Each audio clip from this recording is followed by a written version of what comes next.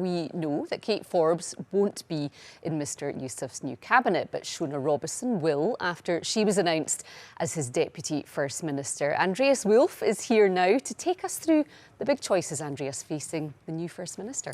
Yes, Laura, there are 10 positions in the cabinet at the Scottish Government at the moment, and they're in charge of areas such as finance, health, education and transport. There are two names that we can be absolutely sure of. The first is, of course, Humza Yousaf himself, the First Minister. We weren't expecting to hear any cabinet announcements until tomorrow, but this afternoon the First Minister named his deputy, Shona Robison.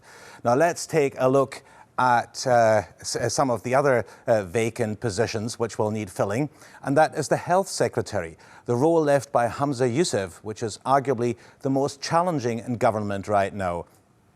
With Shona Robison stepping up to become Deputy First Minister, we don't know whether she'll keep her social justice brief or if that responsibility will go to someone else. As far as the rest of the cabinet goes, there are a few names being thrown around. As we heard earlier, Kate Forbes, who was Finance Secretary, has left the Scottish Government. We understand she was offered the role of Rural Affairs Secretary, that being widely seen as a demotion. The question now is whether she will become a critic of the government from within the SNP. Another key position to watch will be education and whether Shirley Ann Somerville will still be seen as the right person to try and close the country's attainment gap. So who are some of the other candidates competing for the place at the top table? Ash Regan missed out at being First Minister by a fair margin, but will she find herself a place in Humza Yousaf's cabinet? You might remember she was a junior minister before resigning back in December over the gender recognition reform.